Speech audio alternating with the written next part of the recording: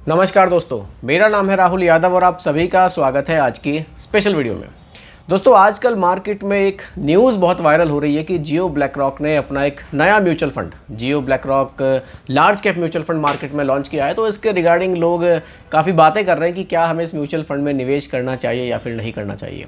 तो दोस्तों, आज की वीडियो में हम लोग जियो ब्लैक रॉक का जो नया ये म्यूचुअल फंड लॉन्च हुआ है ना, लार्ज कैप फंड, इसके बारे में डिटेल में डिस्कस करेंगे। किसके लिए ये म्यूचुअल फंड अच्छा हो सकता है, किसके लिए नहीं हो सकता है, क्या आपको निवेश करना चाहिए या फिर नहीं करना चाहिए। तो वीडियो आपके लिए काफ़ी ज़्यादा ये इन्फॉर्मेटिव होने वाली है, बहुत ही ध्यान से देखिएगा और समझिएगा। आइए दोस्तों, वीडियो को स्टार्ट करते हैं। कुछ पॉइंट्स मैंने यहाँ पर निकाले हैं, उन सभी पॉइंट्स पर हम लोग डिस्कस करेंगे। देखिए, सबसे पहले अगर मैं यहाँ पर बात करूँ कि जियो ब्लैक रॉक आखिर है क्या। देखिए, आप लोग सभी जानते हैं कि जियो जो कि यहाँ पर इंडिया की एक बहुत बड़ी कंपनी है, ठीक उसी तरह से अगर मैं ब्लैक रॉक पर बात करूँ तो ये भी एक वर्ल्ड लेवल की बहुत बढ़िया कंपनी है। जो ब्लैक रॉक है उसके पास काफ़ी बड़ी टीम है रिसर्च के लिए और निवेश के लिए। काफ़ी बड़ा अमाउंट वो लोग मार्केट में इन्वेस्ट करते हैं, तो एक अच्छी खासी टीम उनके पास है, अच्छा खासा एक्सपीरियंस उनके पास है। और जियो के बारे में तो खैर आप लोग सभी जानते ही हैं, रिलायंस ग्रुप का है, तो ये एक बहुत बड़ा नाम है, ये एक जॉइंट वेंचर की तरह काम कर रहे हैं। तो इन्होंने जो लॉन्च किया है वो एक large cap mutual fund launch किया है। अब लोग कंफ्यूज हो गए हैं कि भाई बड़ा नाम है तो क्या हम इसमें निवेश करें या फिर ना करें।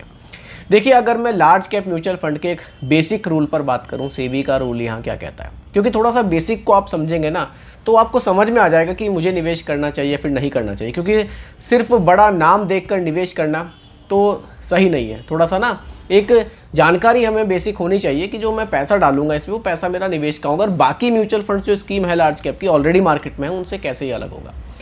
देखिए, सेबी का नियम यहाँ ये कहता है कि भाई आप मिनिमम जो 80% का निवेश है वो आप लार्ज कैप स्टॉक्स में करेंगे, ठीक है। अब जो लार्ज कैप स्टॉक्स हैं वो कौन से हैं, ये टॉप 100 जो स्टॉक्स हैं हमारे, ये हमारे लार्ज कैप स्टॉक्स होते हैं, यानी कि बड़े स्टॉक्स होते हैं। काफ़ी ज़्यादा ये स्टेबल होते हैं।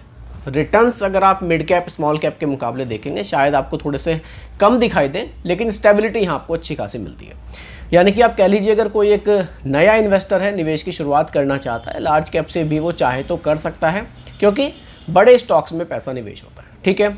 सेबी का नियम है कि आपको बड़े स्टॉक्स में 80% डालना है। अब चाहे आप आईसीआईसीआई के लार्ज कैप में निवेश कर रहे हैं, चाहे एसबीआई के कर रहे हैं, एचडीएफसी के कर रहे हैं, या फिर आप जियो ब्लैक रॉक में निवेश कर रहे हैं, ठीक है, पैसा उसी तरह से निवेश होगा। अब बात ये भी है कि भैया जब पैसा उसी तरह से निवेश होना है तो फिर मैं क्यों ना जो मार्केट में पहले से उन्हीं में निवेश कर लूँ। देखिए, फ़र्क यहाँ पर क्या आएगा। भाई, सेबी का नियम है कि 80% पैसा आप टॉप 100 स्टॉक्स में डालेंगे, तो डिफरेंस यहाँ पर यह आएगा जो स्टॉक्स चूज़ किए जाएंगे फंड मैनेजर के थ्रू उनमें पैसा निवेश होगा, लेकिन आप कितने % हिस्सा किस स्टॉक में निवेश करते हैं उसका यहाँ पर डिफरेंस आएगा। हो सकता है कुछ बड़ी कंपनियां हैं, एचडीएफसी है, वो उसमें 3% निवेश कर रही हैं, हो सकता है जियो ब्लैक रॉक उसमें 5% कर दे।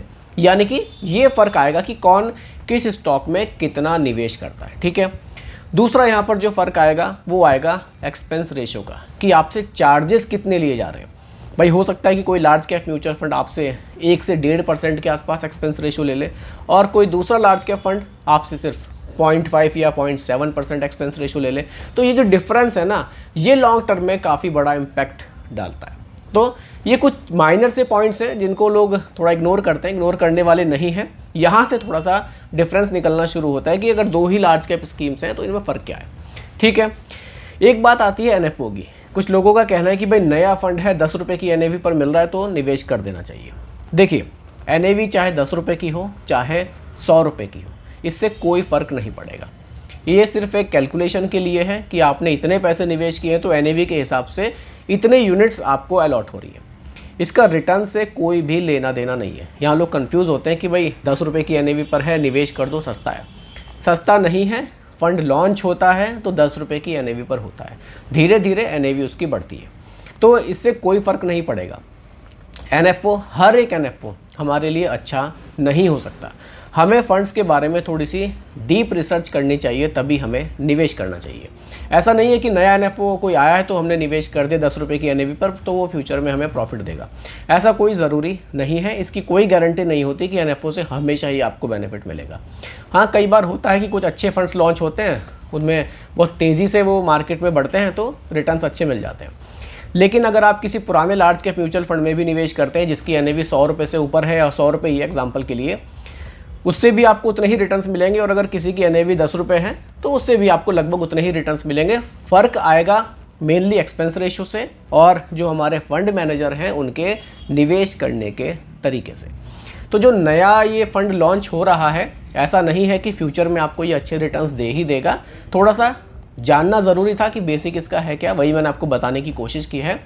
देखिए, अगर आप बिगनर हैं, शुरुआत करना चाहते हैं, तो जो मार्केट में पहले से large cap mutual fund scheme है जैसे कि SBI, HDFC, ICICI, निपॉन, काफ़ी सारे हैं, तो आप उनमें से देख सकते हैं। अगर आप थोड़ा सा एक्सपेरिमेंट करना चाहते हैं, थोड़ा सा आप मार्केट को जानते हैं, एक नए फंड की तरफ आप बढ़ना चाहते हैं, तो आप जियो ब्लैक रॉक में भी निवेश कर सकते हैं।